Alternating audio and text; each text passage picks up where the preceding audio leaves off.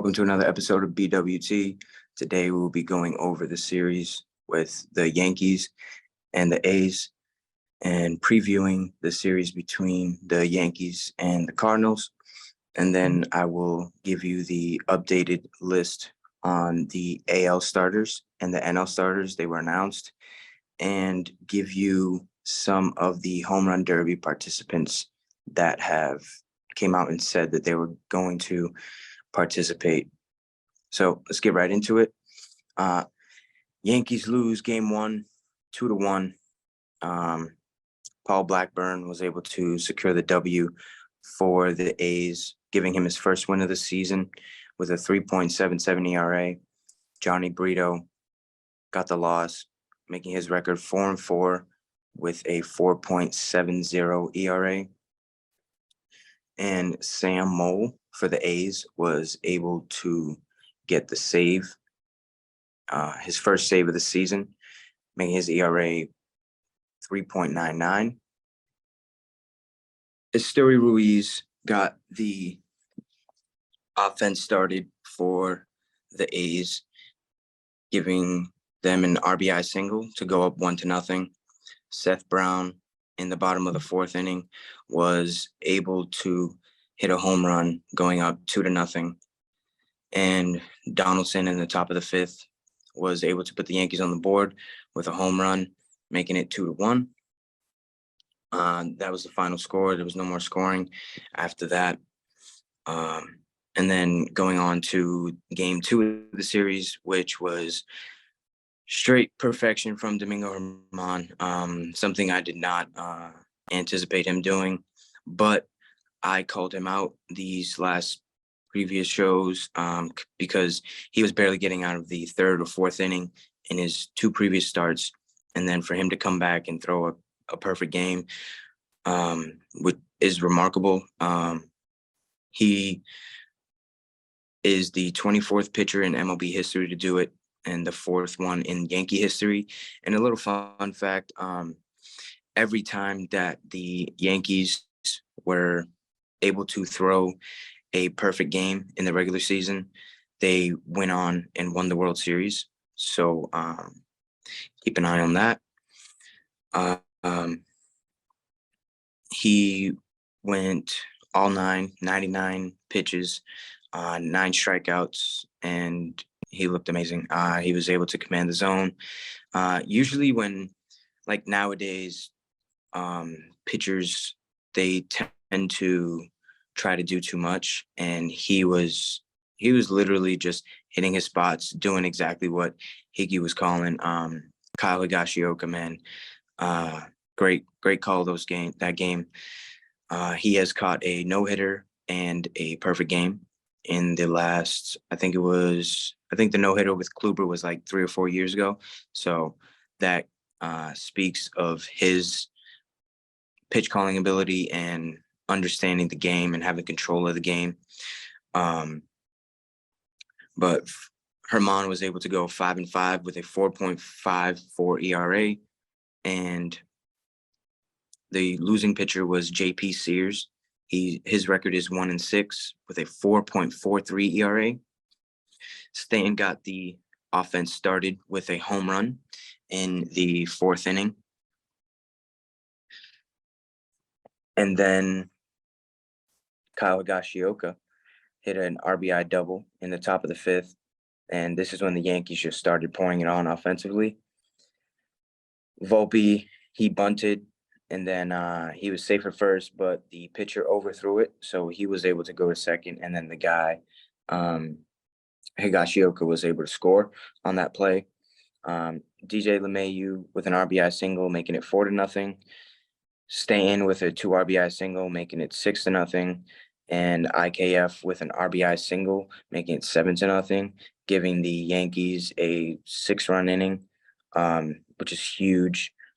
Just for the pitcher, no matter if he's throwing a perfect game or not, just to give him that comfortability to be able to go out there and attack the zone and not worry about, oh man, if I give up a solo home run, then the game's tied, or a base runner, a bloop and a blast, and the game's like the game's practically out of hand.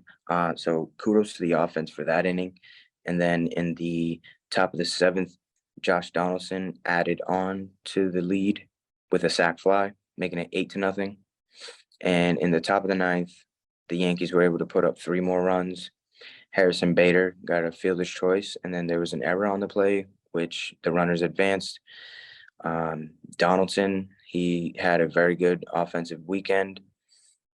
He had an RBI double to make it 10-0, and then Isaiah Kanafalefa with an RBI ground ball, just doing what it takes to get the run in. And then Herman in the bottom of the ninth was able to close it out and be perfect. They asked him after the game, like, what it felt like, why, just throwing a perfect game. And he said he was really emotional because 2 days ago, his uncle figure had died. So he was crying in the clubhouse. He was really emotional these past couple days before his start, and he dedicated the game to him. So I mean, that's awesome, man. I'm sorry for your loss, Herman, but he is looking down on you, extremely proud on what you were able to do, and hopefully this can kickstart a great second half for you, because we need it. Uh, and then in Game 3, the Yankees win 10-4. Clark Schmidt got the win, making his records 3-6, and with a 4.37 ERA. And the losing pitcher was Hogan Harris from the A's. His record is 2-2 with a 5.17 ERA. In the bottom of the first, JJ Bleday was able to get a sac fly to make it 1-0. Isaiah Kanafalefa hit a home run to tie the game up in the top of the second. In the bottom of the third, Seth Brown with an RBI single, making it 2-1. And then Carlos Perez came up behind him and hit a sac fly to make it 3-1. In the top of the fourth inning, IKF hits a sac fly, making it 3-2. And then in the top of the sixth, Josh Donaldson connected for a home run for 2 runs. The ball went 472 feet, his longest in StatCast era of his career. So he's probably feeling good right now. He had 2 home runs this weekend, a couple doubles. So if he can continue to see the ball a little better, will be great. And then Torres with an RBI single, making it 6-3. 2 RBIs came in on that. Stanton with an RBI double, making it 8-3. And then Harrison Bader with an RBI single, and Isaiah Kanafalefa with another RBI in the day, giving him 3. He was able to hit a single to give us a 10-3 lead, and then Brent Rooker was able to drive in a run with a single for the A's in the bottom of the 8th, and the score stayed at that. So the Yankees win a series, which is great. We need to continue to win because it's starting to get that time of the year where we start separating the contenders and the pretenders. So, I mean, if the Yankees can stay on this pace of just continue to win series, I feel really good about their chances making the playoffs. Of course, Judge is out, which is a big piece, but with Stanton heating up this weekend, Donaldson heating up this weekend, IKF just continuing to be a huge role player in this offense, just doing what he's asked, playing center field, playing third base, left field, right field, wherever we need him that specific day. Sorry about that.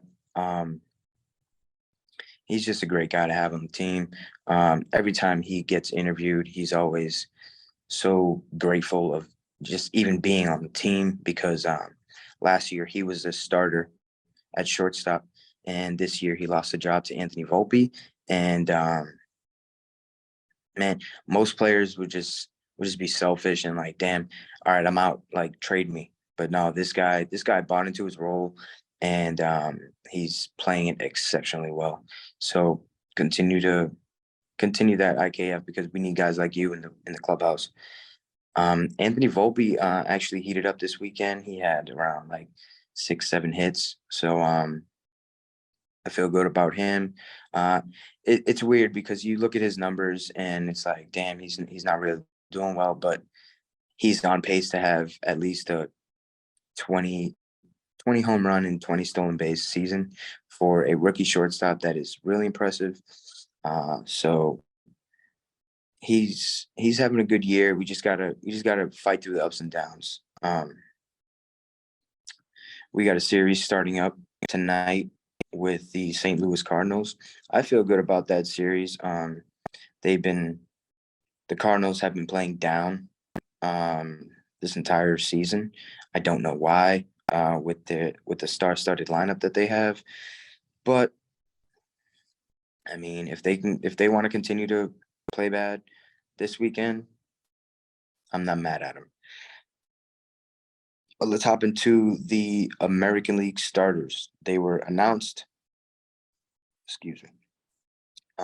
We have Otani as the starting DH. We have Jonah Heim as the catcher from the Rangers. We have Yandy Diaz starting at first from the Tampa Bay Rays. Marcus Semien from the Texas Rangers starting at second base. Corey Seager from the Texas Rangers starting at shortstop. And Josh Young starting at third base from the Texas Rangers. In the outfield, we have Randy Arozarena, Mike Trout, and Aaron Judge. Man, this fan voting is getting it it gets a little out of hand. I mean, they are having great seasons, so I don't mind it. But for 4 guys out of the 9 to be from one team, that goes to show you that they are really capturing the eyes of not only the fans out in Texas, but the fans all over the country. That offense has been on fire. They're a tough out, man. They are a really tough out. The Yankees were able to get a series against them last weekend and win it. So I feel like that really helped our momentum going into the rest of the week. And then for the NL, we have JD Martinez from the Dodgers starting at DH.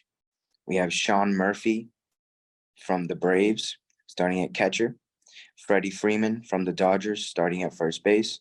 Luis Arias from the Marlins starting at second. Orlando Arcia from the Atlanta Braves is starting at shortstop. Nolan Arenado from the St. Louis Cardinals is starting at third.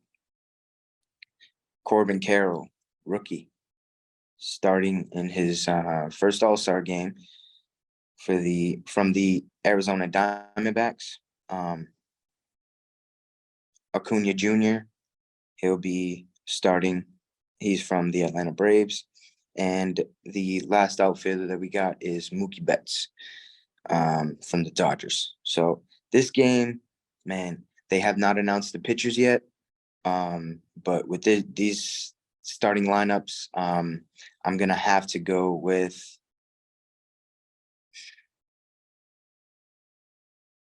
I got to rock with the AL. I got to rock with the AL. That's my side. They usually are the better team in this game. I don't know why, but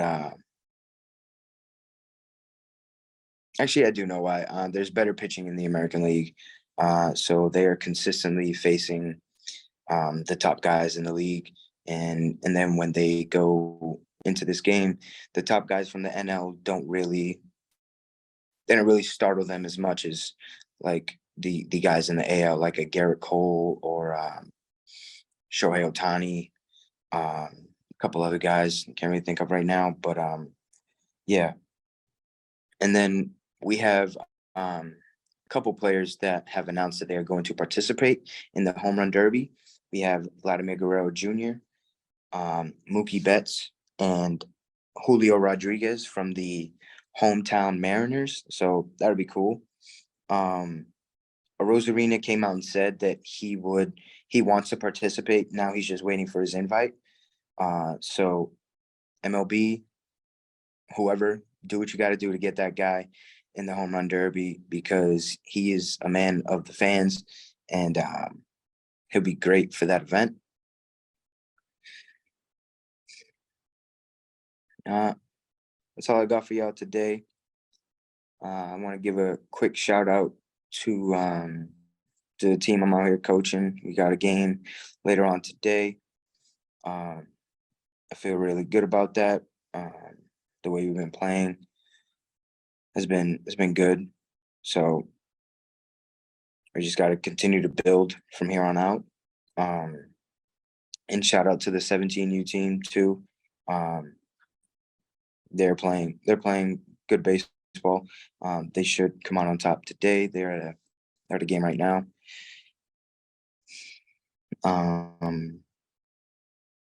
For those of you who don't know, I am currently in Nashville, Tennessee, coaching a tournament baseball, Music City Mania out here. Tons of teams, tons of colleges. They're just out here, man. Tons of talent. So it's real good to come to these events and see what the rest of the country really got. And see where our guys stand against the top guys in the country. So shout out to Los Reyes,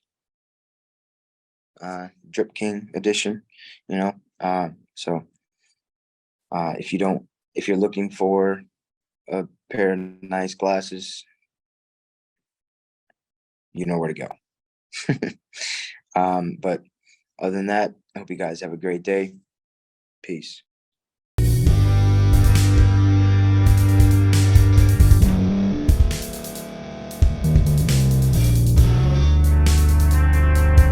Thank you for staying to the end. If you're watching this on YouTube, please like this video, subscribe, and also hit that notification button so you can be notified next time we put out a video. If you're listening on any podcast platform, subscribe and hit that notification button, y'all, so you can be notified we put out another podcast audio.